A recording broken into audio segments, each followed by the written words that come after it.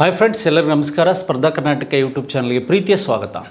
Dear friends, ಈಗಾಗಲೇ ಸ್ಪರ್ಧಾ ಕರ್ನಾಟಕ ಅಕಾಡೆಮಿಯಲ್ಲಿ ಲ್ಯಾಂಡ್ ಸರ್ವೇರ್ ಪೇಪರ್ 1 ಮತ್ತು ಪೇಪರ್ 2 ಎರಡೂ ವಿಷಯಗಳ ಆನ್ಲೈನ್ ಕ್ಲಾಸ್ಗಳು ನಡೀತಾ ಇದೆ. ನೋಡಿ, ಈ ವಿಷಯಗಳಿಗೆ ಸಂಬಂಧಿಸಿದಂತೆ GS ಪೇಪರ್ನಲ್ಲಿ ಸುಮಾರು ವಿಡಿಯೋಗಳನ್ನು ಹಿಸ್ಟ್ರಿ ಕ್ವಶನ್ ಅನಾಲಿಸಿಸ್ ಬಗ್ಗೆ ಮಾತಾಡಿದ್ದೇವೆ. ಅದೇ ರೀತಿಯಾಗಿ ಇವತ್ತು ಸಹ ಮುಂಬರುವ ಈ ಒಂದು ಲ್ಯಾಂಡ್ ಸರ್ವೆ ಪರೀಕ್ಷೆಗೆ ಪೇಪರ್ 1 ಮತ್ತು ಪೇಪರ್ 2 ವಿಷಯಗಳು ಮತ್ತು ಪ್ರಶ್ನೆಗಳನ್ನು ನಾವೀಗಾಗಲೇ ಡಿಸ್ಕಷನ್ ಮಾಡ್ತಾ ಇದ್ದೀವಿ. ಈ ಒಂದು ಎಕ್ಸಾಮಿಗೆ ಉಪಯುಕ್ತ ಆಗಲಿ ಅನ್ನುವಂತಹ ಉದ್ದೇಶದಿಂದ ನಾವು ಈ ಕ್ವಶನ್ಗಳ ವಿಶ್ಲೇಷಣೆ ಅನಾಲಿಸಿಸನ್ನು ಮಾಡ್ತಾ ಇದ್ವಿ. ಲ್ಯಾಂಡ್ ಸರ್ವೆ ಪೇಪರ್ 1 ಮತ್ತು ಪೇಪರ್ 2 ಮತ್ತು ಬರೀ ಮ್ಯಾಥ್ಸ್ ಬೇಕಾದರೆ ಮ್ಯಾಥ್ಸ್ ಸಹ ನಿಮಗೆ ಸಿಗುತ್ತೆ. ನೆಕ್ಸ್ಟು ಅದಾದಮೇಲೆ ನಮಗೆ ಇಂದಿನ ಪರೀಕ್ಷೆಗಳಲ್ಲಿ ಹೇಗೆಲ್ಲ ಪ್ರಶ್ನೆಗಳು ಬಂದಿದೆ ಮತ್ತು ಅದರ ಆಧಾರವಾಗಿ ಇಟ್ಕೊಂಡು ಮುಂದೆ ಹೇಗೆಲ್ಲ ಪ್ರಶ್ನೆಗಳು ಬರ್ಬೋದು. ಡಿಯರ್ ಫ್ರೆಂಡ್ಸ್, ಈಗ ಮೊದಲ ಪ್ರಶ್ನೆ ಹೇಗಿದೆ: ಅಷ್ಟದಿಗ್ಗಜರು ಎಂಬ ಕವಿ ವಿದ್ವಾಂಸರಿಗೆ ಆಶ್ರಯ ನೀಡಿದ ವಿಜಯನಗರದ ಸಾಮ್ರಾಜ್ಯದ ದೊರೆ ಯಾರು ಅಂತಿದೆ. ನೋಡಿ, ನಮಗೆ ಈ ಒಂದು ಪ್ರಶ್ನೆಯನ್ನು ಆಧಾರವಾಗಿ ಇಟ್ಕೊಂಡು 4 ಪ್ರಶ್ನೆಗಳು ನಮಗೆ ಹೆಚ್ಚಾಗಿ ಬರ್ಬೋದು. ನಿಮಗೆ ಅಷ್ಟದಿಗ್ಗಜರು ಅಂದ ತಕ್ಷಣ ನಿಮಗೆ ನೆನಪು ಬರುತ್ತೆ ಈ ಶ್ರೀಕೃಷ್ಣ ದೇವರಾಯ ಒಂದು ಆಳ್ವಿಕೆ. ನೋಡಿ, ಶ್ರೀಕೃಷ್ಣ ದೇವರಾಯನ ಆಳ್ವಿಕೆಗೆ ಸಂಬಂಧಿಸಿದಂಥ ಪ್ರಶ್ನೆಗಳು ಹೇಗೆಲ್ಲ ಬರ್ಬೋದು ಅಂದರೆ 1509ರಿಂದ ಪೋರ್ಚುಗೀಸರಿಗೆ ಗೋವಾವನ್ನು ರಾಜಧಾನಿಯಾಗಿ ಮಾಡಿಕೊಟ್ಟಿದ್ದು 10ರಲ್ಲಿ. ಹಾಗೆ 1509ರಲ್ಲಿ ಆತ ವಿರೂಪಾಕ್ಷ ದೇವಾಲಯಗೆ ಒಂದು ಗೋಪುರವನ್ನು ಕಟ್ಟಿಸಿದ್ದಿರ್ಬೋದು. ನೋಡಿ, ಅಷ್ಟದಿಗ್ಗಜರು ಅಂತ ಏನು ಬರುತ್ತೆ, ಈ ಒಂದು ಅಷ್ಟದಿಗ್ಗಜರು ಅಂತಕ್ಕಂತಹ ವಿದ್ವಾಂಸರಿಗೆ ಆಶ್ರಯ ನೀಡಿದಂಥವ್ರು ಯಾರು ಅಂದರೆ ಶ್ರೀಕೃಷ್ಣ ದೇವರಾಯ ಅಂತಕ್ಕಂಥದ್ದು. ಈಗ ನಮಗೆ ತೆನಾಲಿ ರಾಮಕೃಷ್ಣ ಇರ್ಬೋದು, ಅಲ್ಲಸಾನಿ ಪೆದ್ದಾಣ ಇರ್ಬೋದು, ಹಾಗೆ ನಂದಿ ತಿಮ್ಮಣ್ಣ, ಕನ್ನಡಿಗ ನಂದಿ ತಿಮ್ಮಣ್ಣ ಇರ್ಬೋದು. ಈ ಒಂದು ಅಷ್ಟದಿಗ್ಗಜರಲ್ಲಿ ಈ 3 ಜನ ಬಗ್ಗೆ ನಾವು ಚೆನ್ನಾಗಿ ಓದ್ಕೋಬೇಕು. ತೆನಾಲಿ ರಾಮಕೃಷ್ಣ ಇರ್ಬೋದು, ಹಾಗೆ ನಮಗೆ ಈ ಒಂದು ಅಲ್ಲಸಾನಿ ಪೆದ್ದಣ್ಣ ಇರ್ಬೋದು, ನಂದಿ ತಿಮ್ಮಣ್ಣ ಇರ್ಬೋದು. ಹಾಗೆ ಮತ್ತೆ ಪ್ರಶ್ನೆಗಳು ನಮಗೆ ಬಂದರೆ ಅಷ್ಟ ಪ್ರಧಾನ ಮಂತ್ರಿಗಳು ಎಲ್ಲಿದ್ದರು ಅಂತ ಕ್ವಶನ್ಸ್ ಕೇಳ್ಬೋದು. ಈ ಅಷ್ಟಪ್ರಧಾನ ಮಂತ್ರಿಗಳು ಎಲ್ಲಿದ್ದರು ಅಂದರೆ ಈ ಒಂದು ಶಿವಾಜಿಯ ಕಾಲದಲ್ಲಿದ್ದಂಥವರು ಅಷ್ಟಪ್ರಧಾನ ಮಂತ್ರಿಗಳು. ಹಾಗೆ ನಮಗೆ ಈ ಒಂದು ನವರತ್ನರೆಂಬಂತಹ ವಿದ್ವಾಂಸರು ಎಲ್ಲಿದ್ದರು ಅಂತ 9 ಜುವೆಲ್ಸ್ ನವರತ್ನರು ಅಂತಕ್ಕಂಥದ್ದು. ಒಂದು ನಿಮಗೆ ವಿಶೇಷವಾಗಿ ಈ ಅಕ್ಬರ್ ಕಾಲದಲ್ಲಿ ಇದ್ದಂಥವ್ರು, ಅಬುಲ್ ಫೈಜ್ ಇರ್ಬೋದು, ಮಾನ್ಸಿಂಗ್ ಇರ್ಬೋದು, ಇವರೆಲ್ಲ ಅವ್ರ ಕಾಲದಲ್ಲಿ ಇದ್ದಂಥವ್ರು. ಅದೇ ರೀತಿಯಾಗಿ ಮತ್ತೆ ನವರತ್ನರು 9 ಜನ ವಿದ್ವಾಂಸರು ಎಲ್ಲಿದ್ದರು ಅಂದರೆ ಈ ಗುಪ್ತರ ಎರಡನೇ ಚಂದ್ರಗುಪ್ತ ವಿಕ್ರಮಾದಿತ್ಯ ಏನು ಬರ್ತಾನೆ, ಇವನ ಆಸ್ಥಾನದಲ್ಲೂ ಸಹ ಕಾಳಿದಾಸ ಇರ್ಬೋದು, ಇವರೆಲ್ಲ ಇದ್ದದ್ದು ಇವನ ಆಸ್ಥಾನದಲ್ಲಿ. ಅಷ್ಟದಿಗ್ಗಜರು ಬೇರೆ, ಅಷ್ಟಪ್ರಧಾನರು ಬೇರೆ. ನವರತ್ನರಂತಕ್ಕಂಥ ವಿದ್ವಾಂಸರು ಅಕ್ಬರ್ನ ಕಾಲದಲ್ಲಿದ್ದರು, ಹಾಗೆ 2 ಚಂದ್ರಗುಪ್ತ ವಿಕ್ರಮಾದಿತ್ಯನ ಕಾಲದಲ್ಲೂ ಇದ್ದರು. ಪಾಹಿಯಾನ ಏನು ಬರ್ತಾನೆ, ಹಾಗೆ ಇವನಿಗೆ ಮೆಹರೌಲಿ ಸ್ತಂಭ ಶಾಸನಕ್ಕೆ ಸಂಬಂಧಿಸಿದಂತೆ ನೋಡ್ಬೋದು. ಹಾಗಾದ್ರೆ ನಮಗೆ ಶ್ರೀಕೃಷ್ಣ ದೇವರಾಯನ ಅಚೀವ್ಮೆಂಟ್ಸ್ಗಳು ಉದಯಗಿರಿ ಬಗ್ಗೆ ಅಚೀವ್ಮೆಂಟ್ಸ್ ಆಗಿರೋದು, ಹಾಗೆ ಉತ್ತರದ ವಲ್ಲಭಾಚಾರ್ಯರು ಇವನ ಆಸ್ಥಾನಕ್ಕೆ ಬಂದಿದ್ದು, ಶ್ರೀಕೃಷ್ಣ ದೇವರಾಯನ ಆಸ್ಥಾನಕ್ಕೆ. ಹಾಗೆ ಚೈತನ್ಯರು ಈತನ ಆಸ್ಥಾನಕ್ಕೆ ಬಂದಿದ್ದು, ಈತನ ಕಾಲದಲ್ಲಾದಂಥ ಬದಲಾವಣೆಗಳ ಬಗ್ಗೆ ನಿಮಗೆ ಗೊತ್ತಿದೆ.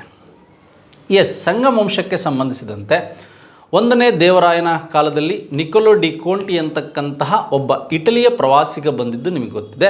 ಹಾಗೆ 2ನೇ ದೇವರಾಯನ ಕಾಲದಲ್ಲಿ ಈತನಿಗೆ ಗಜಬೆಂಟೆಗಾರ ಮತ್ತು ಪ್ರೌಢದೇವರಾಯ ಅಂತ ಬಿರುದಿತ್ತು.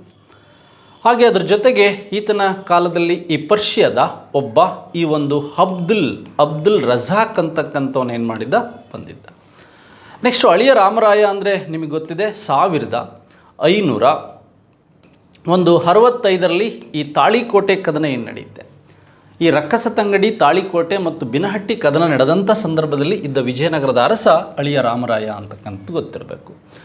ಹಾಗಾಗಿ ನಮಗೆ ಈ ಒಂದು ಅಷ್ಟದಿಗ್ಗಜರು, ಅಷ್ಟಪ್ರಧಾನರು ಮತ್ತು 9 ಜುವೆಲ್ಸ್ ನವರತ್ನರಂತಕ್ಕಂಥ ವಿದ್ವಾಂಸರು, ಈ ಅಕ್ಬರ್ ಮತ್ತು ಚಂದ್ರಗುಪ್ತ ವಿಕ್ರಮಾದಿತ್ಯನಿಗೆ ಸಂಬಂಧಿಸಿದಂಥ ಪ್ರಶ್ನೆಗಳು, ಹಾಗೆ ಅಷ್ಟಪ್ರಧಾನ ಮಂತ್ರಿಗಳು ಸುಮಂತ, ಈ ವಿದೇಶಾಂಗ ಮಂತ್ರಿಗೆ, ಪೇಶ್ವೆ, ಪ್ರಧಾನಿ, ಅಮಾತ್ಯ, ಇವೆಲ್ಲ ಬರ್ತಕ್ಕಂಥದ್ದು ಶಿವಾಜಿಯ ಕಾಲದಲ್ಲಿ. ನೋಡಿ, ಎಲ್ಲ ಎಕ್ಸಾಮ್ಗಳಲ್ಲೂ ಈ 4 ಜನಗಳ ಬಗ್ಗೆ ಮೇಜರಾಗಿ ನಮಗೆ ಪ್ರಶ್ನೆಗಳು ಕೇಳ್ತಾರೆ. ಈ 4 ಜನರ ಕಾಲದಲ್ಲಿದ್ದಂಥ ವಿದ್ವಾಂಸರ ಬಗ್ಗೆ ಹೆಚ್ಚಿನ ಪ್ರಶ್ನೆಗಳನ್ನು ಕೇಳೋ ಸಾಧ್ಯತೆ ಇರುತ್ತೆ. ಇದು ನಮಗೆ ಮೊದಲ ಪ್ರಶ್ನೆಗೆ ಉತ್ತರ ಆಯಿತು. ಮತ್ತು ವಿಜಯನಗರದ ಮೇಲೆ ಬೇರೆ ಬೇರೆ ರೀತಿಯ ಪ್ರಶ್ನೆಗಳು ಬರ್ಬೋದು. ಈಗಾಗಲೇ ಇಂದಿನ ವಿಡಿಯೋಗಳಲ್ಲಿ ನಾನು ಡಿಸ್ಕಷನ್ ಮಾಡಿದ್ದೇನೆ, ಮತ್ತು ಮುಂದಿನ ವಿಡಿಯೋಗಳಲ್ಲೂ ಸಹ ಡಿಸ್ಕಷನ್ ಮಾಡೋಣ. ಸ್ನೇಹಿತರೆ, ಮಧ್ಯಕಾಲೀನ ಭಾರತದ ಮಾರುಕಟ್ಟೆ ಸುಧಾರಣೆಯನ್ನು ಪರಿಚಯಿಸಿದವರು ಯಾರು ಮತ್ತು ಆತನ ಸೇನೆಯ ಪ್ರಸಿದ್ಧ ದಂಡನಾಯಕ ಯಾರು? ನೋಡಿ, ಯಾವುದು ಸರಿಯಾಗಿದೆ ದಂಡನಾಯಕ? ನೋಡಿ, ಈ ಒಂದು ದೆಹಲಿ ಸುಲ್ತಾನರು. ದೆಹಲಿ ಸುಲ್ತಾನರು ಅಂದರೆ 1206ರಿಂದ 1526ರವರೆಗೆ ದೆಹಲಿ ಅಡ್ಮಿನಿಸ್ಟ್ರೇಷನಲ್ಲಿ. ನೋಡಿ, ದೆಹಲಿ ಸುಲ್ತಾನರಲ್ಲಿ ಒಬ್ಬರು ಬೃಹತ್ ಸೇನೆಯನ್ನು ಕಟ್ಟಿದಂಥವನು. ಬೃಹತ್ ಸೇನೆ, ದಾಗ್ ಪದ್ಧತಿ ಇರ್ಬೋದು, ಬೃಹತ್ ಸೇನೆಯನ್ನು ಕಟ್ಟಿದಂಥವನು. ಈ ಮಂಗೋಲರ ದಾಳಿಯನ್ನು ತಡೆಯೋದಕ್ಕೆ ಅವರನ್ನು ಶಿರಚ್ಛೇದನ ಮಾಡಿದಂಥವನು ಮತ್ತು ದಕ್ಷಿಣ ಭಾರತದ ಮೇಲೆ ದಾಳಿ ಮಾಡಿದಂಥ ಒಬ್ಬ ಮೊದಲ ದೆಹಲಿ ಸುಲ್ತಾನ. ಯಾರು? ದಕ್ಷಿಣ ಭಾರತದ ಮೇಲೆ ದಾಳಿ ಮಾಡಿದಂಥ ಮೊದಲ ದೆಹಲಿ ಸುಲ್ತಾನ ಅಲ್ಲಾವುದ್ದೀನ್ ಖಿಲ್ಜಿ ಅಂತ. ಈ ಅಲ್ಲಾವುದ್ದೀನ್ ಖಿಲ್ಜಿ ದಂಡನಾಯಕ ಏನು ಮಾಡ್ತಾನೆ? ಅಲ್ಲಾವುದ್ದೀನ್ ಖಿಲ್ಜಿ ಈ ಗುಜರಾತಿನ ಒಂದು ಅಟ್ಯಾಕ್ ಆದಂಥ ಸಂದರ್ಭದಲ್ಲಿ ಮಲ್ಲಿಕ್ ಕಾಫರ್ ಅಂತಕ್ಕಂಥವ್ನು, ಏಕ್ ದೀನ್ ಹಜಾರ್ ಅಂತ ಕರಿತೀವಿ, ಮಲ್ಲಿಕ್ ಕಾಫರ್ನನ್ನು ಪರ್ಚೇಸ್ ಮಾಡಿ ಈ ಮಲ್ಲಿಕ್ ಕಾಫರ್ನನ್ನು ಏನು ಮಾಡ್ತಾನೆ? ದಕ್ಷಿಣ ಒಂದು ದಂಡಯಾತ್ರೆಯ ನಾಯಕನನ್ನಾಗಿ ಮಾಡ್ತಾನೆ. ಯಾರು? ಅಲ್ಲಾವುದ್ದೀನ್ ಖಿಲ್ಜಿ ಮಲ್ಲಿಕ್ ಕಾಫರ್ನನ್ನು. ಹಾಗೆ ಈ ಮಾರುಕಟ್ಟೆ ಸುಧಾರಣೆಯನ್ನು, ಏನು ರಿಸಾಲತ್ ಅಂತಕ್ಕಂಥ ಮಾರುಕಟ್ಟೆ ಏನಿತ್ತು, ರಿಸಾಲತ್ ಅಂತ, ದಿವಾನಿ ರಿಸಾಲತ್ ಅಂತಕ್ಕಂಥ ಮಾರುಕಟ್ಟೆ ಜಾರಿಗೆ ತಂದು ಮಾರುಕಟ್ಟೆಯಲ್ಲಿ ಏನಾದರೂ ದೋಷಗಳಾದರೆ ಅಥವಾ ತೂಕದಲ್ಲಿ ದೋಷಗಳಾದರೆ ಅಷ್ಟೇ ತೂಕದ ತೊಡೆಯ ಮಾಂಸವನ್ನು ಕೀಳಿಸ್ತಕ್ಕಂಥ ವ್ಯಕ್ತಿ ಈ ಅಲ್ಲಾವುದ್ದೀನ್ ಖಿಲ್ಜಿ. ಹಾಗೆ ಈ ಒಂದು ಪದ್ಮಾವತಿಯ ಮೇಲೆ ಅಟ್ಯಾಕ್ ಮಾಡಿದ್ದು, ಹಾಗೆ ಗುಜರಾತಿನ ಮತ್ತು ದೇವಗಿರಿಗೆ ಸಂಬಂಧಿಸಿದಂತೆ ಹಿಂದೂ ರಾಣಿ ಕಮಲಾದೇವಿ ಅಲ್ಲಾವುದ್ದೀನ್ ಖಿಲ್ಜಿಯ ಒಂದು ಮಡದಿಯಾಗಿದ್ದು, ಆತನಿಗೆ ಸಿಗದೇ ಇರತಕ್ಕಂಥವಳು ಪದ್ಮಿನಿ ಅಂತಕ್ಕಂಥವ್ರು, ಸೌಂದರ್ಯವತಿ, ಮೇವಾಡಕ್ಕೆ ಸಂಬಂಧಿಸಿದಂತೆ. ಹೀಗೆ ಅಲ್ಲಾವುದ್ದೀನ್ ಖಿಲ್ಜಿ ಸೌತ್ ಇಂಡಿಯಾದ ಮೇಲೆ ಅಟ್ಯಾಕ್ ಮಾಡಿದ್ದ, ಕರ್ನಾಟಕದ ಮೇಲೆ ಅಟ್ಯಾಕ್ ಮಾಡಿದ್ದ, ಮಲ್ಲಿಕ್ ಕಾಫರ್ನ ದಾಳಿ ಆಗಿತ್ತು.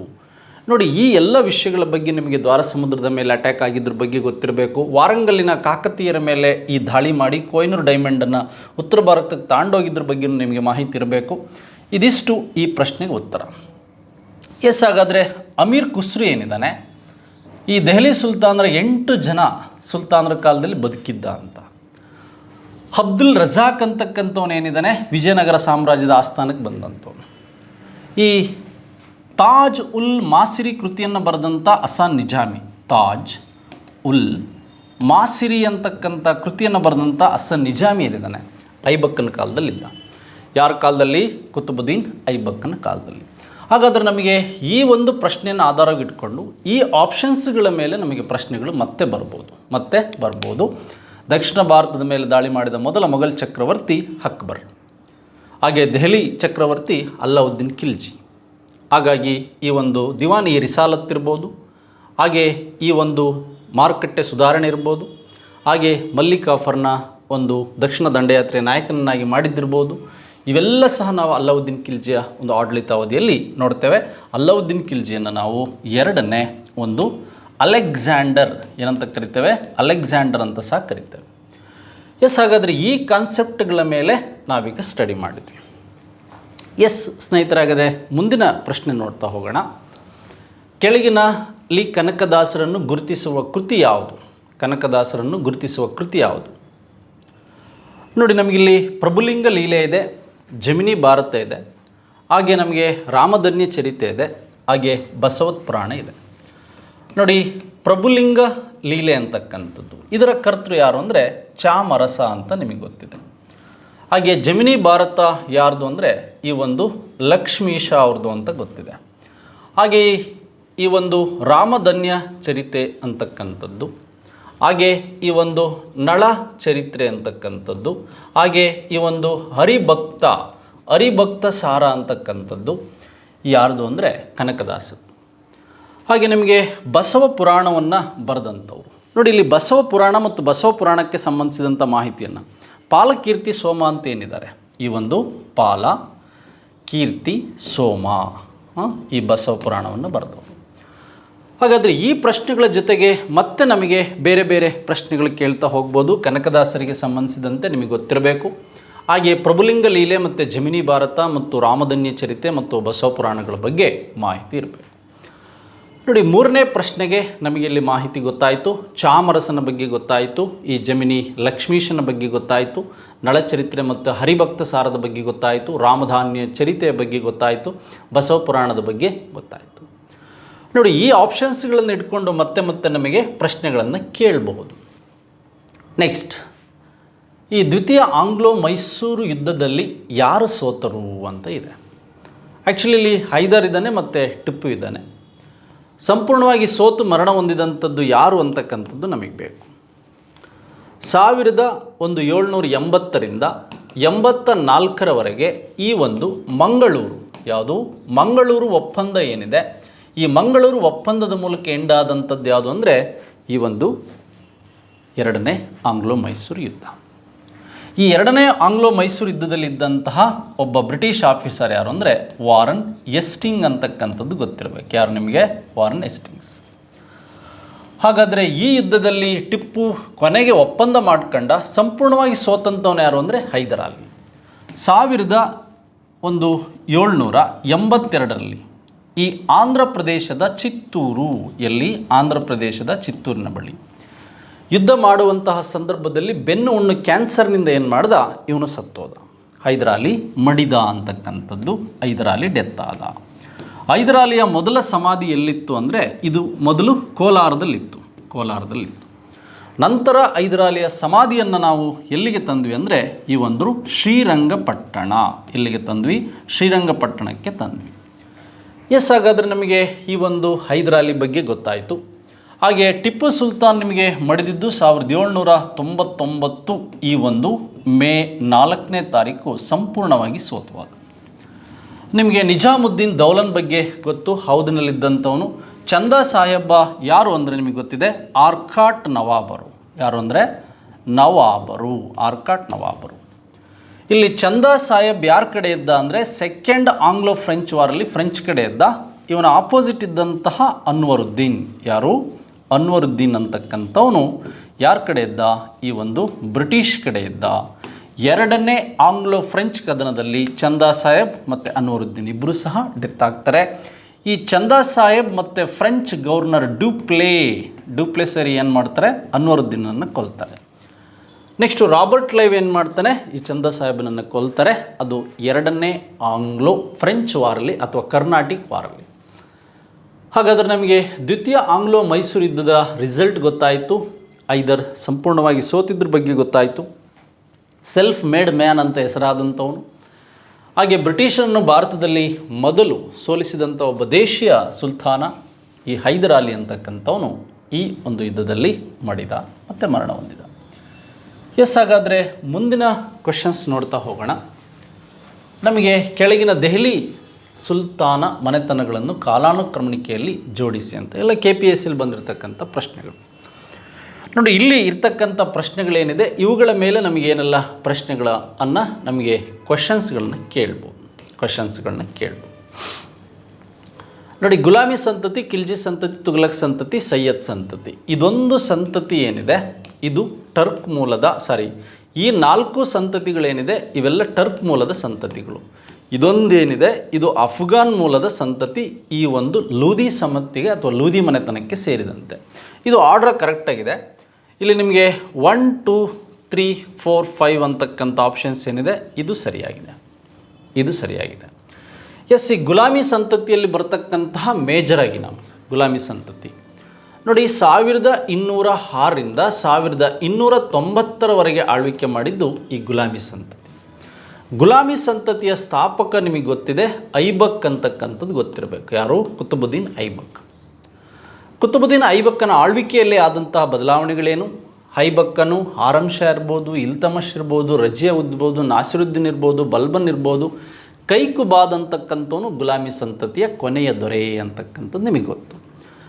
ನೆಕ್ಸ್ಟು ಹಾಗೆ ನಮಗೆ ಖಿಲ್ಜಿ ಸಂತತಿಗೆ ಸಂಬಂಧಿಸಿದಂತೆ 1290ರಿಂದ ನಾವು ಅಧ್ಯಯನವನ್ನು ಮಾಡ್ತೀವಿ. 1320ರವರೆಗೆ ಖಿಲ್ಜಿ ಸಂತತಿ. ಈ ಖಿಲ್ಜಿ ಸಂತತಿಯ ಸ್ಥಾಪಕ ಯಾರು ಅಂದರೆ ಜಲಾಲ್ ಉದ್ದೀನ್.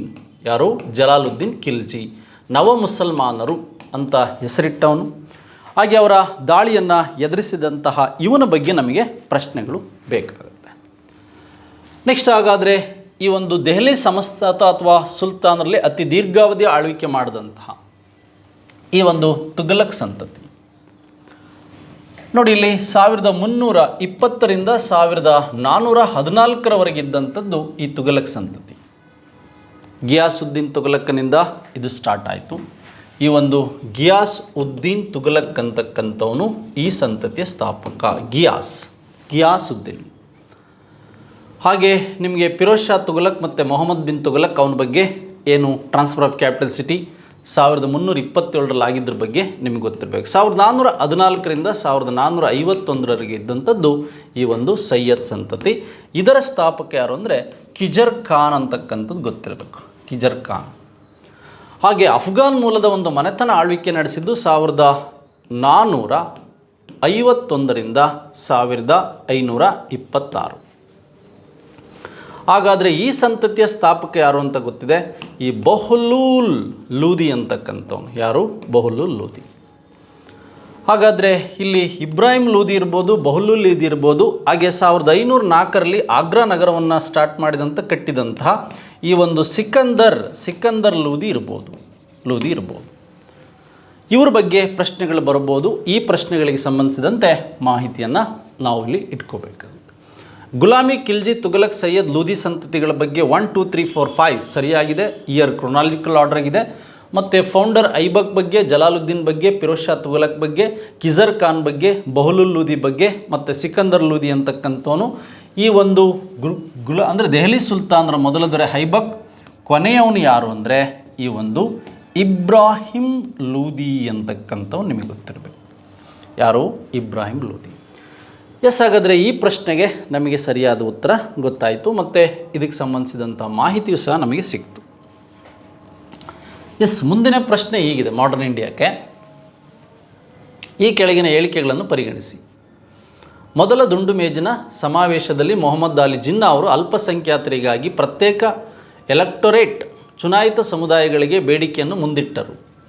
ಅಂದರೆ ನಮಗೆ ಫಸ್ಟ್ ರೌಂಡ್ ಟೇಬಲ್ ಕಾನ್ಫರೆನ್ಸ್ ಏನಿದೆ, ಈ ಫಸ್ಟ್ ರೌಂಡ್ ಟೇಬಲ್ ಕಾನ್ಫರೆನ್ಸಲ್ಲಾದಂಥ ಬದಲಾವಣೆಗಳು 1930ರಿಂದ 31ರವರೆಗೆ ಫಸ್ಟ್ ರೌಂಡ್ ಟೇಬಲ್ಲು, 1931ರಲ್ಲಿ ಇದು ಸೆಕೆಂಡ್ ರೌಂಡ್ ಟೇಬಲ್ಲು, ಇದು ಫಸ್ಟ್ ರೌಂಡ್ ಟೇಬಲ್ಲು, 1932ರಲ್ಲಿ ಆದಂಥದ್ದು ಒಂದು ಥರ್ಡ್ ರೌಂಡ್ ಟೇಬಲ್ ಕಾನ್ಫರೆನ್ಸ್, ಇದು ಸೆಕೆಂಡ್ ರೌಂಡ್ ಟೇಬಲ್ ಕಾನ್ಫರೆನ್ಸ್, ಇದು ಫಸ್ಟ್ ರೌಂಡ್ ಟೇಬಲ್ ಕಾನ್ಫರೆನ್ಸ್. ನೋಡಿ, ಮೊದಲ ರೌಂಡ್ ಟೇಬಲ್ ಕಾನ್ಫರೆನ್ಸಲ್ಲಿ ಮೊಹಮ್ಮದ್ ಅಲಿ ಜಿನ್ನಾ ಅಂಬೇಡ್ಕರ್ ಅವರ ಬೇಡಿಕೆ ಏನಾಗಿತ್ತು ಅಂದರೆ ಈ ಒಂದು ಸಪ್ರೇಟ್ ಪ್ರತ್ಯೇಕ ಅಲ್ಪಸಂಖ್ಯಾತರ ಒಂದು ಎಲೆಕ್ಟರೇಟ್ಗೆ ಬೇಡಿಕೆಗಳನ್ನು ಇಟ್ಟರು. ಬಟ್ ಮೊದಲ ದುಂಡು ಮೇಜಿನ ಸಮ್ಮೇಳನಕ್ಕೆ ಇಂಡಿಯನ್ ನ್ಯಾಷನಲ್ ಕಾಂಗ್ರೆಸ್ ಭಾಗವಹಿಸ್ತಿಲ್ಲ. ಹಾಗಾಗಿ ಈ ಬೇಡಿಕೆ ಫೇಲ್ಯೂರ್ ಆಯಿತು. ಏನಾಯಿತು? ಬೇಡಿಕೆ ಫೇಲ್ಯೂರ್ ಆಯಿತು. ಈ ಲಂಡನ್ನಿನ ಜೇಮ್ಸ್ ಅರಮನೆಯಲ್ಲಿ ಈ ಒಂದು ರಾಮ್ಸೆ ಮ್ಯಾಕ್ಡೊನಾಲ್ಡ್, ಯಾರು? ರಾಮ್ಸೆ ಒಂದು ಮ್ಯಾಕ್ ಡೊನಾಲ್ಡ್ ಅಂತಕ್ಕಂಥವರ ಅಧ್ಯಕ್ಷತೆಯಲ್ಲಿ, ಅಂದಿನ ಬ್ರಿಟನ್ ಪ್ರಧಾನಿ ರಾಮ್ಸೆ ಮ್ಯಾಕ್ಡೊನಾಲ್ಡ್ ಅಧ್ಯಕ್ಷತೆಯಲ್ಲಿ ಈ 3 ಸಮ್ಮೇಳನಗಳು ನಡೆಯುತ್ತೆ. ಈ 3 ಸಮ್ಮೇಳನಗಳ ಉದ್ದೇಶ ಏನು ಅಂದರೆ ಒಂದೇ, ಈ ಭಾರತ ಸಂವಿಧಾನ ಸುಧಾರಣೆಗಾಗಿ ನಡೆದಂಥದ್ದು. ಹಾಗಾದರೆ ಇಲ್ಲಿ ಆದಂಥ ಬದಲಾವಣೆಗಳು ಬೇರೆ ಆಗುತ್ತೆ. ಈ ಫಸ್ಟು ಸ್ಟೇಟ್ಮೆಂಟ್ ರೆಡಿ ಇದೆ, ಸರಿ ಇದೆ, ಬಟ್ ಅದು ಸಕ್ಸಸ್ ಆಗಲಿಲ್ಲ. ಎಲ್ಲ ದುಂಡು ಮೇಜಿನ ಸಮಾವೇಶಗಳಿಗೆ INC ಭಾಗವಹಿಸಿತು ಅಂತ ಕೇಳಿದರೆ ಇದು ತಪ್ಪು. INC ಪಾರ್ಟಿಸಿಪೇಷನ್ ಮಾಡಿದ್ದು, ಗಾಂಧೀಜಿ ಪಾರ್ಟಿಸಿಪೇಷನ್ ಮಾಡಿದ್ದು 2ನೇ ರೌಂಡ್ ಟೇಬಲ್ ಕಾನ್ಫರೆನ್ಸಿಗೆ ಮಾತ್ರ. 3ನೇದಕ್ಕೂ INC ಪಾರ್ಟಿಸಿಪೇಷನ್ ಮಾಡಲಿಲ್ಲ. ಫಸ್ಟ್ನೇದಕ್ಕೂ ರೌಂಡ್ ಟೇಬಲ್ ಕಾನ್ಫರೆನ್ಸಿಗೆ INC ಪಾರ್ಟಿಸಿಪೇಷನ್ ಮಾಡಲಿಲ್ಲ. ಈ 3ನೇ ರೌಂಡ್ ಟೇಬಲ್ ಕಾನ್ಫರೆನ್ಸಲ್ಲಿ ಬಂದಂತಹ ಈ ಒಂದು ಶ್ವೇತಪತ್ರ ಏನಿದೆ, ಇದರ ಮುಖಾಂತರ ನಮಗೆ ಈ ಒಂದು 1935ರ ಭಾರತ ಸರ್ಕಾರ ಕಾಯ್ದೆ ಜಾರಿಗೆ ಬರೋದಕ್ಕೆ ಕಾರಣ ಆಯಿತು.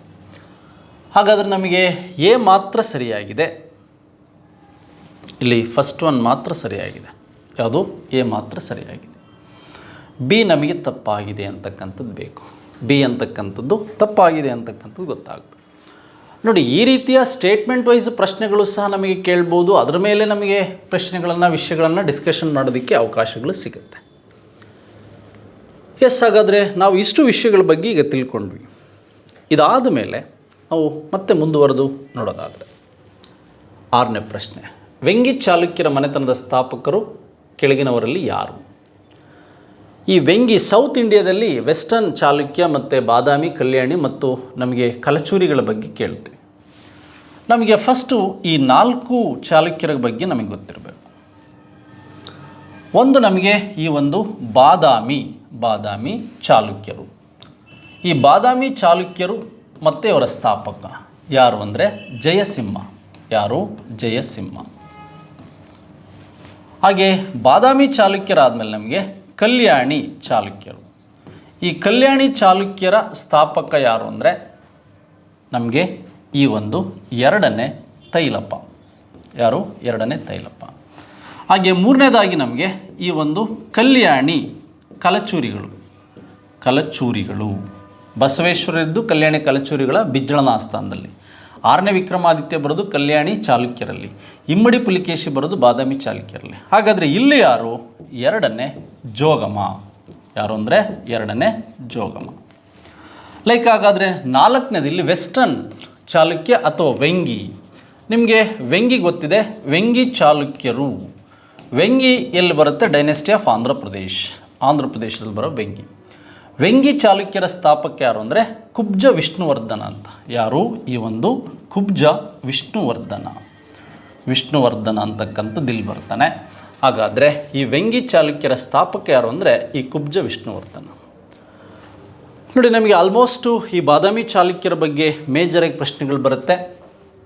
ನರ್ಮದಾ ಕಾಳಗ, ಇಮ್ಮಡಿ ಪುಲಿಕೇಶಿ ಬರ್ತಕ್ಕಂಥದ್ದು, ಐಹೊಳೆ ಶಾಸನ ಬರ್ತಕ್ಕಂಥದ್ದು ಬಾದಾಮಿ ಚಾಲುಕ್ಯರಲ್ಲಿ. ಪಲ್ಲವರ ಮೇಲೆ ಅಟ್ಯಾಕ್ ಆಗುತ್ತೆ. ಕಲ್ಯಾಣಿ ಚಾಲುಕ್ಯರಲ್ಲಿ ಬರ್ತಕ್ಕಂಥವನು 6ನೇ ವಿಕ್ರಮಾದಿತ್ಯ. 2ನೇ ವಿಕ್ರಮಾದಿತ್ಯ ಬರೋದು ಬಾದಾಮಿ ಚಾಲುಕ್ಯರಲ್ಲಿ. ಹಾಗಾದರೆ ಬಸವೇಶ್ವರ ಬರೋದು ಕಲ್ಯಾಣಿ ಕಲಚೂರಿಗಳಲ್ಲಿ. ಈ ಒಂದು ಬಿಜ್ಜಳನ ಆಸ್ಥಾನದಲ್ಲಿ ಕೋಶಾಧಿಕಾರಿಯಾಗಿದ್ದಂಥವನು ಈ ಬಸವೇಶ್ವರ. ಹಾಗೆ ವೆಸ್ಟರ್ನ್ ಚಾಲುಕ್ಯ ಅಥವಾ ವೆಂಗಿ ಚಾಲುಕ್ಯರಿಗೆ ಸಂಬಂಧಿಸಿದಂತೆ ಕುಬ್ಜ ವಿಷ್ಣುವರ್ಧನ ಅಂತ ಏನಿದ್ದಾನೆ, ಇವನು ಫೌಂಡರ್ ಅಂತ ನಿಮಗೆ ಗೊತ್ತಿರಬೇಕು. ಹಾಗಾದರೆ ನಮಗೆ ಈ ಪ್ರಶ್ನೆಗೂ ಸಹ ಉತ್ತರ ಗೊತ್ತಾಯಿತು. ಮತ್ತು ಇದನ್ನು ಆಧಾರವಾಗಿಟ್ಕೊಂಡು ಮತ್ತೆ ಇನ್ನೂ ನೀವು ಮುಂದಿನ ವಿಷಯಗಳನ್ನು ಡಿಸ್ಕಷನ್ ಮಾಡ್ತಾ ಹೋಗ್ಬೋದು ಅಥವಾ ಓದ್ಬೋದು. ಅದಾದಮೇಲೆ ಕೆಳಗಿನ ಜೋಡಿಗಳನ್ನು ಯಾವುದು ಸರಿಯಾಗಿಲ್ಲ ಗುರುತಿಸಿ ಅಂತ ಕೊಟ್ಟಿದ್ದಾರೆ. ನೋಡಿ, ನಮಗೆ ನೆಹರು ವರದಿ, ಮೋತಿಲಾಲ್ ನೆಹರು ರಿಪೋರ್ಟ್, ಡಾಕ್ಟರ್ ಅನ್ಸಾರಿ ಮತ್ತು ಮೋತಿಲಾಲ್ ನೆಹರು ಅವರು ನಾವು 1927ರ Simon commission, go back to Simon ಅಂತ ಹೇಳಿದ್ರಿಂದ ಅದಕ್ಕೆ ಬೇಕಾದಂಥ ಭಾರತೀಯರು ಒಪ್ಪುವಂತಹ ಒಂದು ಸಂವಿಧಾನವನ್ನು ರಚನೆ ಮಾಡೋದಕ್ಕೆ ಒಂದು ರಿಪೋರ್ಟನ್ನು ರೆಡಿ ಮಾಡಿದರು ಮೋತಿಲಾಲ್ ನೆಹರು ಮತ್ತು ಈ ಒಂದು ಡಾಕ್ಟರ್ ಅನ್ಸಾರಿ ಅವರು. ಇದು ಸರಿಯಾಗಿದೆ. 1928 1927ರ ಒಂದು ಬಿಳಿಯರ ಆಯೋಗ ಏನಿದೆ ಅಥವಾ ಸೈಮನ್ ಕಮಿಷನ್ ಏನಿದೆ, 7 ಜನ ಬಿಳಿಯರು ಮಾತ್ರ ಇದ್ದರು. ಅಲ್ಲಿ ಯಾವುದೇ ಭಾರತೀಯರು ಸೈಮನ್ ಕಮಿಷನಲ್ಲಿ ಇರಲಿಲ್ಲ. ಈ ಸೈಮನ್ ಕಮಿಷನನ್ನು ವಿರೋಧಿಸಿ ಲಾಲಾ ಲಜಪತ್ ರಾಯ್ ಡೆತ್ ಆಗಿದ್ರ ಬಗ್ಗೆ ಅಥವಾ ಈ ಶಾಸನಬದ್ಧ ಕಾಯ್ದೆ ಅಥವಾ ಈ ಒಂದು ಆಯೋಗದ ಬಗ್ಗೆಯೂ ಸಹ ನಮಗೆ ಪ್ರಶ್ನೆಗಳು ಇತ್ತೀಚೆಗೆ ಬಂದಿದೆ. ಹಾಗೆ ಪೂರ್ಣ ಸ್ವರಾಜ್ಯ ಘೋಷಣೆ. ಪೂರ್ಣ ಸ್ವರಾಜ್ಯ ಇಂಡಿಯನ್ ನ್ಯಾಷನಲ್ ಕಾಂಗ್ರೆಸ್ಸಲ್ಲಿ ರಾವಿ ನದಿಯ ಮೇಲೆ ತ್ರಿವರ್ಣ ಧ್ವಜವನ್ನು ಹಾರಿಸಿ 1929 ಡಿಸೆಂಬರ್ 31ನೇ ತಾರೀಕು ಇದು ಪೂರ್ಣ ಸ್ವರಾಜ್ಯ ಡಿಕ್ಲರೇಷನ್ ಆಯಿತು. ಆದರೆ ನಮಗೆ ಅಲ್ಲಿ ಮಾಧ್ಯಮದ ಕೊರತೆ ಇದ್ದಿದ್ದರಿಂದ ನಾವೇನು ಮಾಡಿದ್ವಿ, 1930 ಈ ಒಂದು ಜನವರಿ 26ನೇ ತಾರೀಕು ಏನು ಮಾಡಿದ್ವಿ, ನಾವು ಈ ಒಂದು ಪೂರ್ಣ ಸ್ವರಾಜ್ಯ ದಿವಸವನ್ನು ಆಚರಣೆ ಮಾಡಿದ್ವಿ ಅಥವಾ ಡೇ ಅನ್ನು ಆಚರಣೆ ಮಾಡಿದ್ವಿ. ದ ಡೇ ಆಫ್ ಪೂರ್ಣ ಸ್ವರಾಜ್. ಇದು ಸಹ ಕರೆಕ್ಟ್ ಇದೆ. ನೆಕ್ಸ್ಟ್ ನಮಗೆ ದಂಡಿ ಮಾರ್ಚ್. ನೋಡಿ, ಮಾರ್ಚ್ 12ನೇ ತಾರೀಕು 78 ಜನ ಅನುಯಾಯಿಗಳೊಂದಿಗೆ ಗಾಂಧೀಜಿ ಏನು ಮಾಡ್ತಾರೆ, ಸಬರಮತಿ ಆಶ್ರಮದಿಂದ ಹೊರಟು ದಂಡಿಯನ್ನು ತಲುಪಿ ದಂಡಿಯಲ್ಲಿ ಉಪ್ಪನ್ನು ಕೈಗೆತ್ತಿಕೊಳ್ಳುವುದರ ಮೂಲಕ ಈ ಕಾನೂನು ಭಂಗ ಚಳವಳಿಯನ್ನು, ಈ ಒಂದು ಸಿವಿಲ್ ಡಿಸೊಬಿಡಿಯಂಟ್ ಮೂಮೆಂಟನ್ನು ಸ್ಟಾರ್ಟ್ ಮಾಡ್ತಾರೆ. ಮಾರ್ಚ್ ಹೊರಟವ್ರಿಗೆ ಎಲ್ಲಿ ಮಾಡ್ತಾರೆ ಇವರು, ಈ ಒಂದು ಏಪ್ರಿಲ್ 6ನೇ ತಾರೀಕು ದಂಡಿಯನ್ನು ಮುಟ್ಟಿ ಈ ಒಂದು ದಂಡಿ ಮಾರ್ಚನ್ನು ಸ್ಟಾರ್ಟ್ ಮಾಡ್ತಾರೆ. ಇದು ಸಹ ಕರೆಕ್ಟಾಗಿದೆ. ಇದರಲ್ಲಿ ಭಾಗವಹಿಸಿದ್ದ ಮೈಲಾರ ಮಹಾದೇವ್. ಹಾಗಾದರೆ ಗಾಂಧಿ ಇರ್ವಿನ್ ಫ್ಯಾಕ್ಟ್ ನೋಡಿ, ಇಲ್ಲಿ ಇದೊಂದು ಸ್ಟೇಟ್ಮೆಂಟ್ ತಪ್ಪಾಗಿದೆ. ಇದೊಂದು ಸ್ಟೇಟ್ಮೆಂಟಿಗೆ ಹಾಗಾದರೆ ಯಾವ ಸರಿಯಾದ ಉತ್ತರಕ್ಕಾಗಿ ಸಂಕೇತ ಇಲ್ಲಿ ಏನು ಕೊಟ್ಟಿದ್ದಾನೆ, ಯಾವುದು ಸರಿಯಾಗಿಲ್ಲ ಅಂತ ಕೊಟ್ಟಿದ್ದಾನೆ. ಹಾಗಾದರೆ ನಮಗೆ ಇರ್ವಿನ್ ಫ್ಯಾಕ್ಟ್ ಬಗ್ಗೆ ನಾವು ನೋಡೋದಾದರೆ ನೋಡಿ, 1931 ಈ ಮಾರ್ಚ್ 5ನೇ ತಾರೀಕು ಇರ್ವಿನ್ ಫ್ಯಾಕ್ಟ್ ಆಗುತ್ತೆ. ಇದು ಯಾರ ಬಗ್ಗೆ ಆಗುತ್ತೆ ಅಂತ ಗೊತ್ತಿದೆ ನಿಮಗೆ, ಗಾಂಧಿ ಮತ್ತು ಅಂದಿನ ವೈಸ್ರಾಯಿ ಇರ್ವಿನ್ ನಡುವೆ ಆಗುತ್ತೆ. ಇದರಲ್ಲಿ ಮೇಜರ್ ಆದಂಥ ಕಾನ್ಸೆಪ್ಟ್ಗಳೇನೆಂದರೆ, ಸೆಕೆಂಡ್ ರೌಂಡ್ ಟೇಬಲ್ ಕಾನ್ಫರೆನ್ಸಿಗೆ ಗಾಂಧೀಜಿ ಭಾಗವಹಿಸಬೇಕು. ನೆಕ್ಸ್ಟ್ ನಮಗೆ ಈ ರಾಜಗುರು ಇರ್ಬೋದು, ಹಾಗೆ ಈ ಸುಖದೇವ್ ಇರ್ಬೋದು, ಹಾಗೆ ನಮಗೆ ಈ ಭಗತ್ ಸಿಂಗ್ ಇರ್ಬೋದು. ಈ ಮೂರು ಜನರನ್ನು ಬಿಟ್ಟು ಉಳಿದೆಲ್ಲ ಯುದ್ಧ ಕೈದಿಗಳನ್ನು ಏನು ಮಾಡ್ತೀವಿ ನಾವು ಬಿಡುಗಡೆ ಮಾಡ್ತೀವಿ ಅಂತೇಳಿ ಅದಕ್ಕೆ ಗಾಂಧೀಜಿ ಎಸ್ ಅಂತ ಏನು ಮಾಡ್ತಾರೆ ಸೈನ್ ಹಾಕ್ಬಿಡ್ತಾರೆ. ಈ ಒಂದು ನಿರ್ಣಯದಿಂದ 1931 ಈ ಒಂದು ಮಾರ್ಚ್ 23ನೇ ತಾರೀಕು ಲಾಹೋರ್ ಜೈಲಲ್ಲಿ ಗಲ್ಲಿಗೇರಿಸಿದ್ದೆ ಈ ರಾಜಗುರು, ಸುಖದೇವ್ ಮತ್ತು ಭಗತ್ ಸಿಂಗ್. ಎಸ್, ಹಾಗಾದರೆ Bhagat Singh War and Peace ಕೃತಿಯನ್ನು ಗಾಂಧೀಜಿ ಓದಿದ್ರು. ಸ್ಟೇಟ್ ಆ್ಯಂಡ್ ರೆವಲ್ಯೂಷನ್ ಕೃತಿಯನ್ನು ಕೊನೆಯದಾಗಿ ಭಗತ್ ಸಿಂಗ್ ಓದ್ದ. ಗಾಂಧೀಜಿಗೂ ಮತ್ತು ಭಗತ್ ಸಿಂಗ್ ಇದ್ದಂಥ ವ್ಯತ್ಯಾಸಗಳು ನೋಡಿ. ವಾರ್ ಆ್ಯಂಡ್ ಪೀಸ್ ಯುದ್ಧವನ್ನು ಹೇಗೆ ಶಾಂತಿಗೊಳಿಸಬೇಕಂತ ಗಾಂಧೀಜಿ ಓದಿದರೆ, ಸ್ಟೇಟ್ ಆ್ಯಂಡ್ ರೆವಲ್ಯೂಷನ್ ಬುಕ್ಸ್ ಅಂತಕ್ಕಂಥ ಲೆನಿನ್ ಬುಕ್ಸನ್ನು ಈ ಭಗತ್ ಸಿಂಗ್ ಓದ್ದ. ಕೊನೆಯ ಸಂದರ್ಭದಲ್ಲಿ ಗಲ್ಲಿಗೇರಿಸುವ ಸಂದರ್ಭದಲ್ಲಿ ಓದಿದಂಥ ಒಂದು ಪುಸ್ತಕ ಅಂತಲೂ ನಿಮಗೆ ಕೇಳ್ಬೋದು. ಎಸ್, ಈಗ ನಮಗೆ ಈ ಪ್ರಶ್ನೆಗೆ ಸರಿಯಾದ ಉತ್ತರ ಮಾಹಿತಿ ಗೊತ್ತಾಯಿತು. ಎಸ್, ಕದಂಬ ಮನೆತನ ಕರ್ನಾಟಕವನ್ನು ಆಳಿದ ಮೊದಲ ಕನ್ನಡದ ಮನೆತನ. ಕನ್ನಡದ ಶಾಸನ, ಸಂಸ್ಕೃತ ಶಾಸನ ಇಲ್ಲಿದ್ದರೂ ಸಹ, ಚಂದ್ರವಳ್ಳಿ ಶಾಸನ ಪ್ರಾಕೃತದಲ್ಲಿದ್ದೂ ಸಹ ಕದಂಬ ರಾಜ್ಯದ ಸ್ಥಾಪಕ ಯಾರು ಮತ್ತು ಇದರ ಮುಖ್ಯ ರಾಜಧಾನಿ ನಗರ ಯಾವುದಾಗಿತ್ತು? ಮಯೂರ ವರ್ಮ ಮತ್ತು ಬನವಾಸಿ. ಬನವಾಸಿ ನಿಮಗೆ ಗೊತ್ತಿದೆ, ಉತ್ತರ ಕನ್ನಡ ಜಿಲ್ಲೆಯಲ್ಲಿದೆ ಬನವಾಸಿ. ಇದರ ಸ್ಥಾಪಕ ಯಾರು ಅಂದರೆ ಮಯೂರ ವರ್ಮ. ನಂತರ ಇವನೇನಾಗ್ತಾನೆ, ಶರ್ಮ ಇದ್ದವನು ವರ್ಮ ಆಗ್ತಾನೆ. ಹಾಗಾಗಿ ಈ ವಂಶದ ಸ್ಥಾಪಕ ಯಾರು ಅಂದರೆ ಈ ಮಯೂರ ವರ್ಮ ಅಂತಕ್ಕಂಥವನು. ಹಾಗೆ ಇವರ ತಾತ ವೀರ ಶರ್ಮನ್ ಬಗ್ಗೆ ನಿಮಗೆ ಗೊತ್ತಿರಬೇಕು. ಹಾಗೆ ಮಯೂರ ವರ್ಮನ ತಂದೆ ಹೆಸರೇನು ಅಂದರೆ ಈ ಒಂದು ಬಂಧುಶೇಣ ಅಂತಕ್ಕಂಥದ್ದು ಇವರ ತಂದೆ ಹೆಸರು. ಹಾಗಾದರೆ ಇವನು ಕಂಚಿಗೆ ಹೋಗಿ ಏನು ಮಾಡ್ತಾನೆ, ಒಬ್ಬ ಕ್ಷತ್ರಿಯನಾಗಿ ಏನು ಮಾಡ್ತಾನೆ, ವರ್ಮ ಅಂತ ತನ್ನ ಹೆಸರನ್ನು ಬದಲಾಯಿಸಿಕೊಂಡು ಈ ಕದಂಬ ಡೈನೆಸ್ಟಿಯನ್ನು ಸ್ಟಾರ್ಟ್ ಮಾಡ್ತಾನೆ. ಯಾರು? ಈ ಒಂದು ಮಯೂರ ವರ್ಮ. ಎಸ್, ಹಾಗಾದರೆ ಇವರ ವಂಶ ವೃಕ್ಷದ ಬಗ್ಗೆ ಹೇಳ್ತಕ್ಕಂಥ ಶಾಸನ ಯಾವುದು ಅಂತ ಹೇಳಿದ್ದೀನಿ. ಈ ವಂಶ ವೃಕ್ಷದ ಬಗ್ಗೆ ಹೇಳೋದು ಗುಡ್ಡಾಪುರ ಶಾಸನ. ಯಾವುದು ಅಂದರೆ ಗುಡ್ಡಾಪುರ ಶಾಸನ ಇವರ ಒಂದು ವಂಶ ವೃಕ್ಷದ ಬಗ್ಗೆ ಹೇಳುತ್ತೆ. ಎಸ್, ಹಾಗಾದರೆ ಈ ಮಾಹಿತಿಗಳು ಇದರ ಬಗ್ಗೆ ಇಂಪಾರ್ಟೆಂಟಾಗಿ ನಮಗೆ ಬೇಕಾದಂಥ ಕಾನ್ಸೆಪ್ಟ್ಗಳು. ಕಾಕುತ್ಸವರ್ಮ ಅಲ್ಮಿಡಿ ಹಾಸನದಲ್ಲಿದೆ. ಹಾಗೆ ಶಾಂತಿವರ್ಮನ ಮಗ ಹಾನಗಲ್ ಆಳ್ವಿಕೆ ಮತ್ತು ಮೃಗೇಶ್ವರ ವರ್ಮನ ಕಾಲದಲ್ಲಿ ಗೋವಾ ಆಳ್ವಿಕೆಗಳು ಇವೆಲ್ಲ ವಿಸ್ತರಿಸಿತ್ತು ಗೋವಾದವರೆಗೂ ಅಂತಕ್ಕಂಥದ್ದು ಕದಂಬ ಡೈನೆಸ್ಟಿ ಬಗ್ಗೆ ನಿಮಗೆ ಗೊತ್ತಿರಬೇಕು. ಎಸ್, ಇದು ನಮಗೆ ಕದಂಬ ಡೈನೆಸ್ಟಿ ಬಗ್ಗೆ ಬರ್ತಕ್ಕಂಥ ಅಂಶ. ನೋಡಿ, ನಾವು ಇಬ್ರಾಹಿಂ ರೋಜಾ, ಗೋಲ್ ಗುಮ್ಮಟ್ ಮತ್ತು ನಮಗೆ ಈ ಒಂದು ಹೈದರಾಬಾದಲ್ಲಿರ್ತಕ್ಕಂತಹ ಬೇರೆ ಬೇರೆ ಅಂಶಗಳ ಬಗ್ಗೆ ನಾವು ತಿಳ್ಕೊಂಡಿರ್ತೀವಿ. ಆದರೆ ಇಲ್ಲಿ ಒಂದು ಪ್ರಶ್ನೆಯನ್ನು ಕೇಳಿದ್ದಾನೆ. ಗಗನ್ ಮಹಲ್ ಎಂಬುದು ಈ ಕೆಳಗಿನ ಯಾವ ಅಥವಾ ಯಾರ ಆಳ್ವಿಕೆಗಾರಿಗೆ ಸಂಬಂಧಿಸಿದಂಥ ವಾಸ್ತುಶಿಲ್ಪ ಒಂದು ವೈಭವವಾಗಿದೆ ಅಂತ. ಈ ಶಾಹಿ ಮನೆತನ 5 ಶಾಹಿ ಮನೆತನಗಳಾಗಿ ನಮಗೆ ಡಿವೈಡ್ ಆಗುತ್ತೆ. ಇಲ್ಲಿ ನಮಗೆ ಕಟ್ಟಡಗಳ ಬಗ್ಗೆ ಕೇಳಿದ್ರೆ ಈ 4 ಕಟ್ಟಡಗಳ ಮೇಲೆ ಮತ್ತೆ ಪ್ರಶ್ನೆ ಮತ್ತೆ ರಿಪೀಟ್ ಆಗೋ ಕಟ್ಟಡಗಳು ಇವು 4 ಸೌತ್ ಇಂಡಿಯಾದಲ್ಲಿ. ಅದು ಮುಸ್ಲಿಂ ಡೈನೆಸ್ಟಿಗೆ. ಒಂದು ನಮಗೆ ಈ ಗಗನ್ ಮಹಲ್ ಅಂತ. ಯಾವುದು? ಗಗನ್ ಮಹಲ್ ಅಂತ. ಈ ಗಗನ್ ಮಹಲ್ ಎಲ್ಲಿದೆ ಅಂದರೆ ಬಿಜಾಪುರದಲ್ಲಿದೆ. 1560ರಲ್ಲಿ ಇದನ್ನು 1ನೇ ಆದಿಲ್ ಶಾ ಅಂತಕ್ಕಂಥವ್ನು ನಿರ್ಮಾಣ ಮಾಡ್ತಾನೆ. ಹಾಗಾದರೆ ಬಿಜಾಪುರದ ಆದಿಲ್ ಶಾಹಿಗಳು ಯಾರ್ದಕ್ಕೆ ಆನ್ಸರು? ಬಿಜಾಪುರದ ಆದಿಲ್ ಶಾಹಿಗಳು. ನೋಡಿ, ಬಿಜಾಪುರದಲ್ಲಿರ್ತಕ್ಕಂಥ ಗಗನ್ ಮಹಲ್ ಈ 1ನೇ ಆದಿಲ್ ಶಾನ ಮಡದಿ ಯಾರು ಅಂದರೆ ನಿಮಗೆ ಗೊತ್ತಿರಬೇಕು. ಚಾಂದ್ ಬೀಬಿ ಅಂತಕ್ಕಂಥವಳು ಅಹಮದ್ ನಗರದವಳು. ಹಾಗೆ 1ನೇ ಆದಿಲ್ ಶಾನ ಕಾಲದಲ್ಲೇ 1565ರ ಈ ಒಂದು ತಾಳಿಕೋಟೆ ಕದನ ನಡೆದಿದ್ದು ಅಂತ ಗೊತ್ತಿರಬೇಕು. ಹಾಗೆ ಈ ಒಂದು ಏನು ನಿಮಗೆ ಮಾಲಿಕ್ಯ ಮೈದಾನ್ ಫಿರಂಗಿ ಇಂಟ್ರೊಡ್ಯೂಸ್ ಆಗಿದ್ದು ಈ 1ನೇ ಆದಿಲ್ ಶಾನ ಕಾಲದಲ್ಲಿ.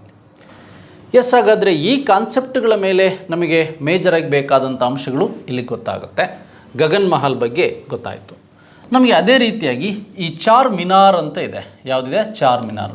ಈ ಒಂದು ಹೈದರಾಬಾದಲ್ಲಿರ್ತಕ್ಕಂತಹ ಚಾರ್ ಮಿನಾರ್ ನೋಡಿ, ಇದು 1591ರಲ್ಲಿ ಸ್ಥಾಪನೆ ಆಗುತ್ತೆ. ಇದನ್ನು ಈ ಒಂದು ಯಾರು ಗೋಲ್ಕಂಡದ ಕುತುಬ್ ಶಾಹಿ ಏನು ಮಹಮ್ಮದ್ ಕುತುಬ್ ಶಾಹಿ ಅಂತಕ್ಕಂಥವನು ಇದನ್ನು ನಿರ್ಮಾಣ ಮಾಡ್ತಾನೆ, ಚಾರ್ ಮಿನಾರ್. ನೆಕ್ಸ್ಟ್ ಹಾಗಾದರೆ ನಮಗೆ ಇಬ್ರಾಹಿಂ ರೋಜಾ ಅಂತ ಒಂದು ಬರುತ್ತೆ. ಯಾವ್ದು ಬರುತ್ತೆ? ಇಬ್ರಾಹಿಂ ರೋಜಾ ಎಲ್ಲಿದೆ ಅಂದರೆ ಇದು ಬಿಜಾಪುರದಲ್ಲಿದೆ. ಇದು ದಕ್ಷಿಣದ ತಾಜ್ ಮಹಲ್ ಅಂತ ಕಝಿನ್ ಅವರು ಕರೆದ್ರು. 1626 ನಿರ್ಮಾಣ ಆಗುತ್ತೆ. ಇದು ಎರಡನೇ ಇಬ್ರಾಹಿಂ ಆದಿಲ್ ಶಾ ಅಂತಕ್ಕಂಥವನು ಇದೇನು ಮಾಡ್ತಾನೆ, ನಿರ್ಮಾಣ ಮಾಡ್ತಾನೆ. ಹಾಗೆ ನಮಗೆ ಇತ್ತೀಚೆಗೆ ಒಂದು ಕ್ವಶನ್ಸ್ ಕೇಳಿದರು, ಈ ಗೋಳ ಗುಮ್ಮಟ ಅಂತಕ್ಕಂಥದ್ದು ಯಾವುದು, ಗೋಳ ಗುಮ್ಮಟ, ಇದು ಸಹ ಬಿಜಾಪುರದಲ್ಲಿದೆ. 1627ರಿಂದ 1657ರವರೆಗೆ ರಚನೆ ಆಯಿತು. ಇದನ್ನು ಮೊಹಮ್ಮದ್ ಆದಿಲ್ ಶಾ, ಯಾರು ಅಂದರೆ ಮೊಹಮ್ಮದ್ ಆದಿಲ್ ಶಾ ಅಂತಕ್ಕಂಥವ್ನು ಏನು ಮಾಡ್ತಾನೆ, ನಿರ್ಮಾಣ ಮಾಡ್ತಾನೆ. ಲೈಕ್ ಹಾಗಾದರೆ ಗಗನ್ ಮಹಲ್ ಬಗ್ಗೆ, ಚಾರ್ ಮಿನಾರ್ ಬಗ್ಗೆ, ಇಬ್ರಾಹಿಂ ರೋಜದ ಬಗ್ಗೆ, ಗೋಲ್ ಗುಂಬಾಜ್. ಲೋಟಸ್ ಮಹಲ್ ಎಲ್ಲಿದೆ ಅಂದರೆ ಹಂಪಿಯಲ್ಲಿದೆ. ಹಾಗೆ ನಮಗೆ ಲಡ್ಕಾನ್ ದೇವಾಲಯ ಎಲ್ಲಿದೆ ಅಂದರೆ ಐಹೊಳೆಯಲ್ಲಿದೆ. ಇವುಗಳ ಮೇಲೆ ಕ್ವಶನ್ಸ್ ಕೇಳ್ಬೋದು. ಗೋಲ್ಕಂಡದ ಕುತುಬ್ ಶಾಹಿಗಳು, ಅಹಮದ್ ನಗರದ ನಿಜಾಮ್ ಶಾಹಿಗಳು, ಬೀದರ್ನ ಬರೀಕ್ ಶಾಹಿಗಳು, ಹೀಗೆ ಆ ವಂಶಗಳ ಬಗ್ಗೆಯೂ ಸಹ ಪ್ರಶ್ನೆಗಳನ್ನು ಕೇಳ್ಬೋದು. ನೋಡಿ, ಈ ಪ್ರಶ್ನೆಗೆ ಸರಿಯಾದ ಉತ್ತರ ಆದಿಲ್ ಶಾಹಿ, 1ನೇ ಆದಿಲ್ ಶಾಹಿ. ಹಾಗೆ ನಮಗೆ ಸೂಫಿ ಸಂತರ ಮೇಲೆ ಒಂದು ಕ್ವಶನ್ಸ್ ಕೇಳಿದ್ದಾರೆ. ಚಸ್ತಿ ಅವಧಿಯ ಯಾವ ಪ್ರಸಿದ್ಧ ದಂತಕಥೆಯ ಸಂತರು ಚಿರಾಗ್ ಡೆಲ್ಲಿ ಅಂತ, ಅಜ್ಮೀರ್ ಡೆಲ್ಲಿ, ಚಿರಾಗ್ ಡೆಲ್ಲಿ ಬರುತ್ತೆ. ಚಿರಾಗ್ ಆಫ್ ಡೆಲ್ಲಿ ಎಂದು ಖ್ಯಾತನಾದಂಥವ್ರು ಯಾರು?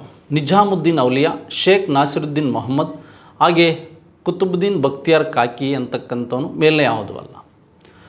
ನೋಡಿ, ಬಕ್ತಿಯಾರ್ ಕಾಕಿ ಬಗ್ಗೆ ಗೊತ್ತಿದೆ. ಈತ ಐಬಕ್ಕನ ಕಾಲದಲ್ಲಿದ್ದಂತಹ ಒಬ್ಬ ವ್ಯಕ್ತಿ. ಈತನ ಹೆಸರಿನಲ್ಲೇ ಕುತುಬ್ ಮಿನಾರ್ ನಿರ್ಮಾಣ ಆಯಿತು ಅಂತ ಹೇಳ್ತಾರೆ. 2ನೇ ತರೈನ್ ಕದನ ನೆನಪಿಗಾಗಿ, ಈತನ ನೆನಪಿಗಾಗಿ ಕುತುಬ್ ಮಿನಾರ್ ನಿರ್ಮಾಣ ಆಯಿತು. ಹಾಗೆ ಒಬ್ಬ ಸೂಫಿ ಸಂತ, ಉತ್ತರ ಅಂದರೆ ಉಣ್ಣೆ ಬಟ್ಟೆಯನ್ನು, ಉದ್ದನೆಯ ಬಟ್ಟೆಯನ್ನು ತೊಡ್ತಕ್ಕಂಥ ಸೂಫಿ ಸಂತ ಶೇಖ್ ನಾಸಿರುದ್ದೀನ್ ಮೊಹಮ್ಮದ್ ಬಗ್ಗೆ ಗೊತ್ತಿರಬೇಕು. ಆದರೆ ಈ ಪ್ರಶ್ನೆಗೆ ಸರಿಯಾದ ಉತ್ತರ ಯಾವುದು ಅಂದರೆ ನಿಜಾಮುದ್ದೀನ್ ಔಲಿಯಾ ಅಂತಕ್ಕಂಥವನಿಗೆ ಡೆಲ್ಲಿ ಚಿರಾಗ್ ಅಂತ ಹೆಸರಿತ್ತು. ಹಾಗೆ ಸಲೀಂ ಚಿಸ್ತಿ ಬಗ್ಗೆ ನಿಮಗೆ ಗೊತ್ತಿದೆ. ಸಲೀಂ ಚಿಸ್ತಿಯ ಒಂದು ಅನುಗ್ರಹದಿಂದಲೇ ಸಲೀಂ ಹುಟ್ಟಿದ್ದು. ಯಾರು ಅಂದರೆ ಇವನು ಯಾರ ಕಾಲದಲ್ಲಿದ್ದ ಅಂದರೆ ಅಕ್ಬರ್. ಈ ಅಕ್ಬರ್ ಸಲೀಂ ಚಿಸ್ತಿಯ ನೆನಪಿಗಾಗಿ ಏನು ಮಾಡ್ತಾನೆ, ಈ ಫಾತೇಪುರ್ ಸಿಕ್ರಿ, ಉತ್ತರ ಪ್ರದೇಶದಲ್ಲಿ ಈ ಫಾತೇಪುರ್ ಸಿಕ್ರಿ ನಗರವನ್ನು ನಿರ್ಮಾಣ ಮಾಡಿದ್ರ ಬಗ್ಗೆ ಗೊತ್ತಾಗ್ತದೆ. ಎಸ್, ಹಾಗಾದರೆ ನಮಗೆ ಈ ಒಂದು ಪ್ರಶ್ನೆಗಳ ಬಗ್ಗೆ ಮಾಹಿತಿ ಗೊತ್ತಾಯಿತು. ಇದ್ರ ಬಗ್ಗೆಯೂ ಸಹ ನಮಗೆ ಇಂಪಾರ್ಟೆಂಟಾಗಿ ತಿಳ್ಕೊಂಡ್ವಿ.